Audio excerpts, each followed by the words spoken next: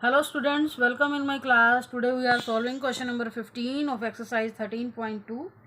15 question पे आते हैं. One card is drawn at random from a well shuffled deck of 52 cards. In which of the following cases are the events E and F independent? देखो आपको E और F यहाँ पर दो तीन केस बना के दिखाए हुए हैं. E और F इवेंट्स के, तो हमें बताना कौन से केस में ई और एफ क्या है, इंडिपेंडेंट है. अब टोटल कार्ड्स हमारे पास कितने हैं, 52. ई इवेंट के बारे में क्या बोला जा रहा है, the card drawn is a spade. और एफ के बारे में क्या बताया गया, the card drawn is an ace. तो पहले ई और एफ की प्रोबेबिलिटी निकाल लेते हैं. टोटल कार्ड्स हमारे पास कितने हैं, 52. E the card drawn is a spade, तो प्रोबेबिलिटी ऑफ ई क्या होगी, आपको पता है स्पेड में कितने कार्ड होते हैं, 13 कार्ड. तो 13/52 इसकी प्रोबेबिलिटी आ जाएगी 1/4 सिंप्लीफाई करके. और एफ इवेंट के बारे में क्या बताया गया, the card drawn is an S. और आपको पता है टोटल 52 कार्ड्स में एज नंबर ऑफ एसेस कितने होते हैं, 4.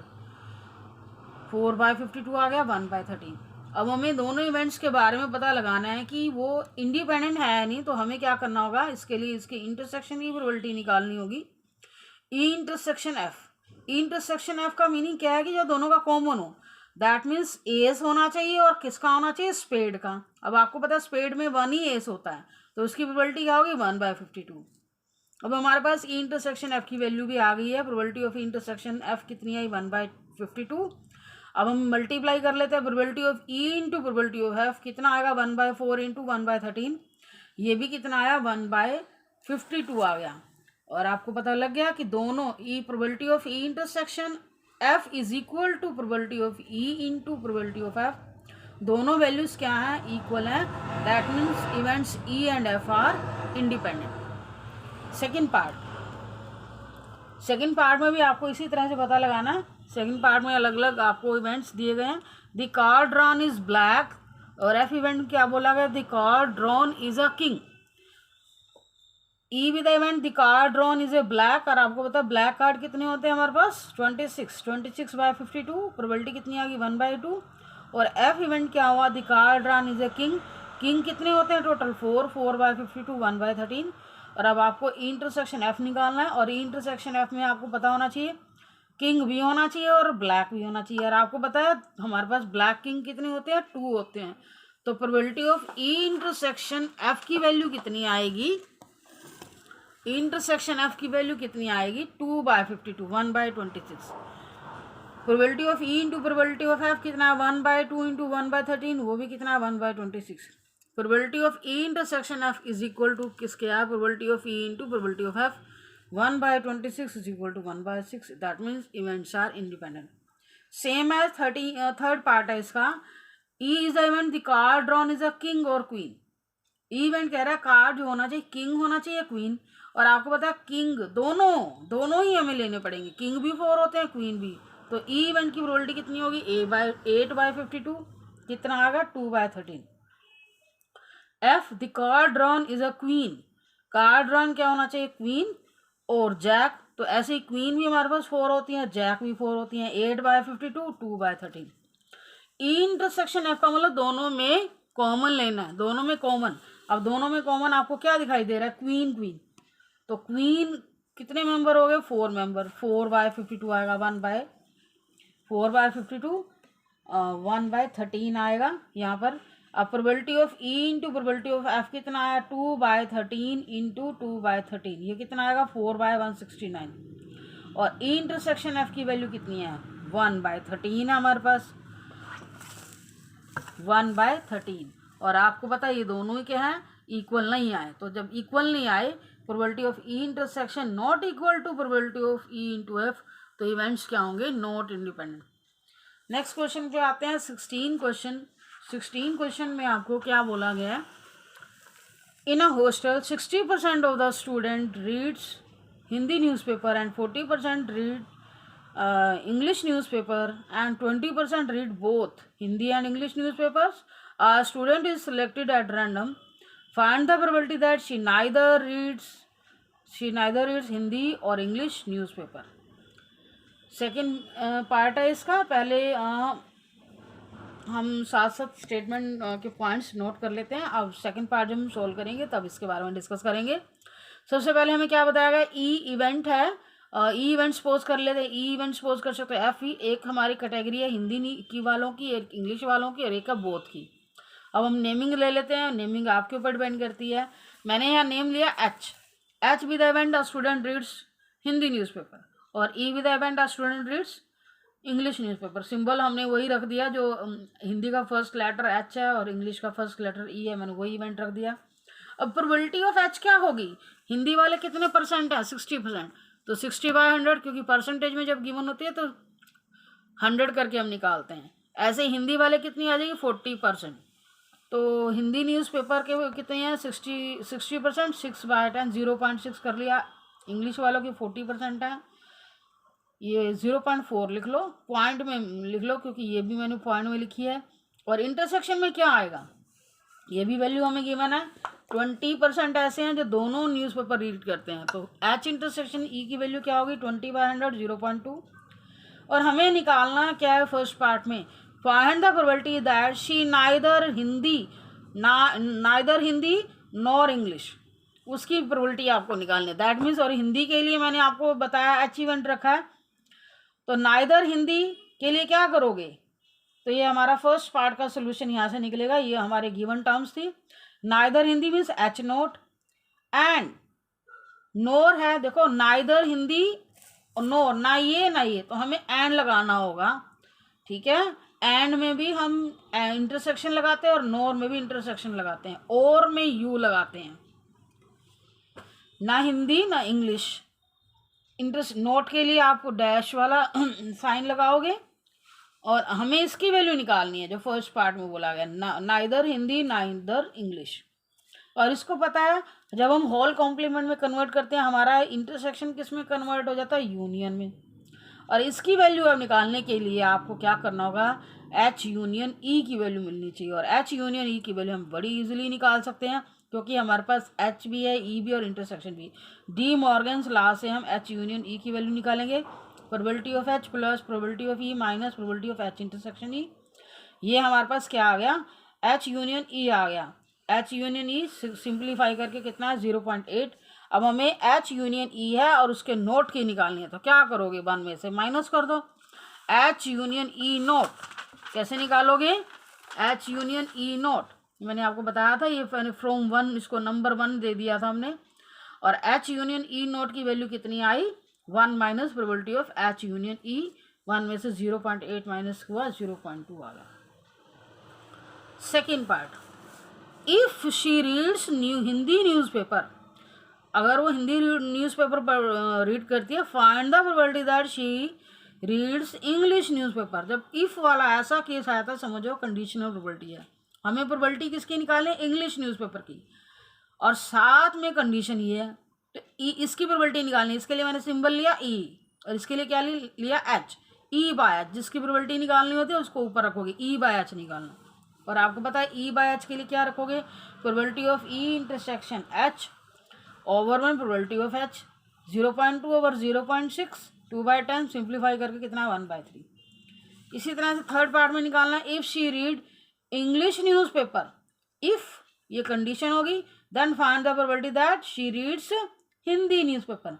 इसकी प्रोबेबिलिटी निकालनी है हिंदी वाले की, तो एच, और कंडीशन आपकी कौन सी गिवन है, ई वाली, एच बाई ई निकालना। एच बाई ई का फॉर्मूला क्या होगा, probability of H intersection E over में प्रोबेबिलिटी ऑफ ई। तो एच इंटरसेक्शन ई की वैल्यू 0.2 है और 0.4, 2/10, सिंप्लीफाई करके कितना है 1/2। अब नेक्स्ट क्वेश्चन हमारे 17 क्वेश्चन पे आते हैं, ऑप्शनल क्वेश्चन है। The probability of obtaining an even number on each die when a pair of die is rolled. The probability of obtaining an even number each die पर होना चाहिए when a pair of dies.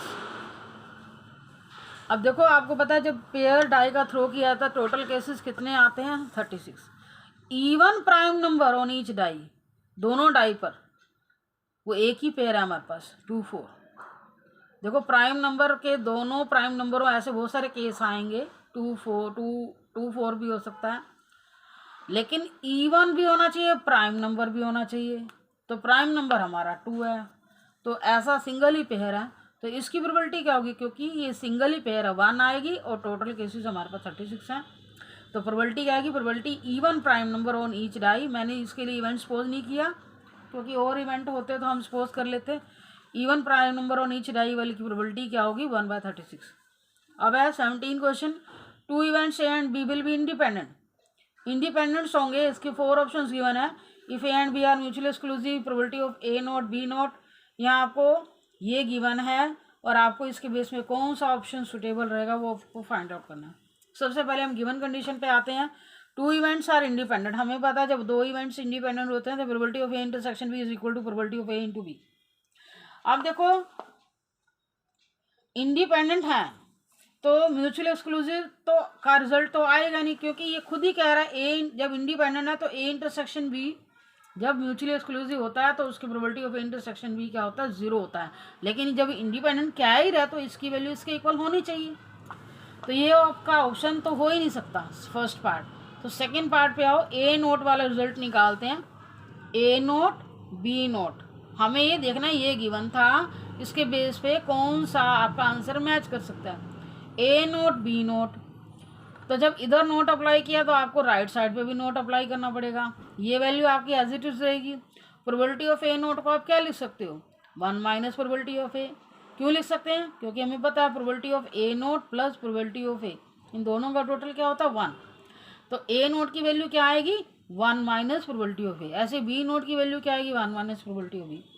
तो इस वजह से हमारा second option match कर रहा है। तो ये हमारा क्वेश्चन कंप्लीट हो गया। अब हम एक एग्जांपल करने जा रहे हैं, ये आपका थ्योरम टाइप से वेरी इंपॉर्टेंट क्वेश्चन है।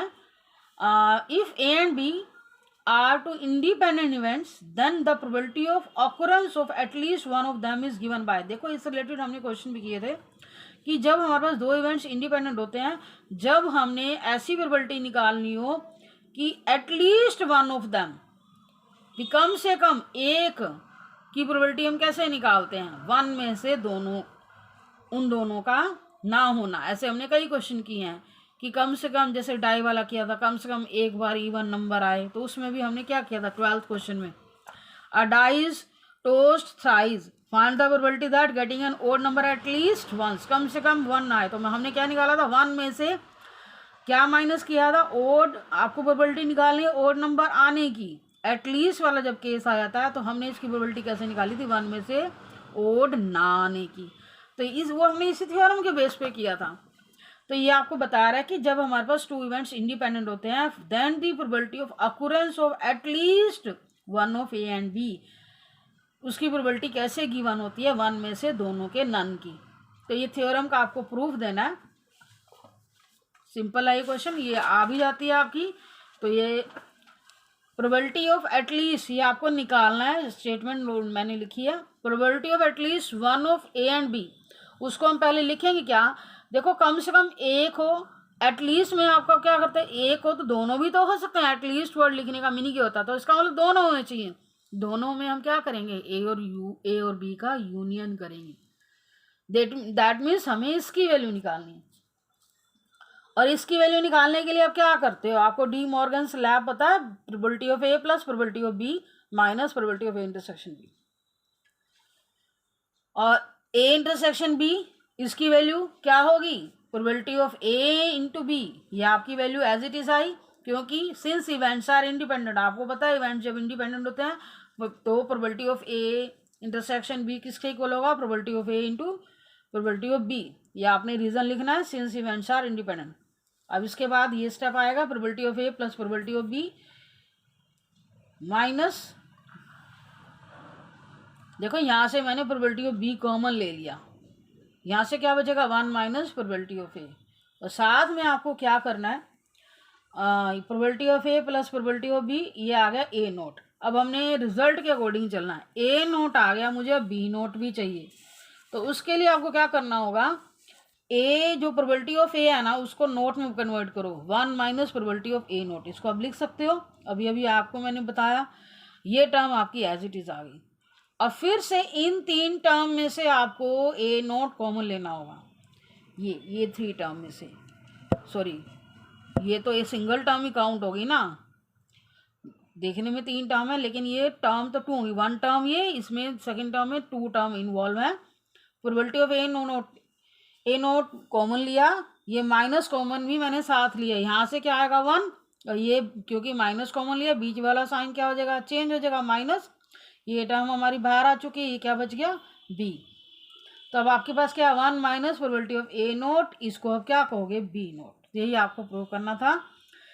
ये हमें यहाँ चेंज करने की ज़रूरत पड़ी क्योंकि हमारा रिजल्ट में आगे 1 चाहिए था, तो ए को मैंने क्या लिखा 1 minus probability of A note, ये उसी रूल के बेस पे लिखा है, probability of A plus probability of A note, इसकी वैल्यू क्या होती है 1, तो मैंने यहाँ से ए की वैल्यू निकाली प्रोबेबिलिटी ऑफ ए नोट, तो आप साइड पर भी लिख सकते हो 1 माइनस, इसको लिख के फिर इसके बाद आपने क्या किया probability of B into probability of, अब इसमें से आपने ए नोट कॉमन लिया, माइनस भी साथ में लेना, ये आपकी टर्म बाहर आ चुकी है, माइनस भी बाहर आ गया तो उससे 1 बचेगा, और माइनस क्योंकि मैंने कॉमन लिया तो अंदर वाला साइन चेंज हो जाएगा, ये भी बाहर आ गया, प्रोबेबिलिटी ऑफ बी बचा 1 minus probability of A not and B note.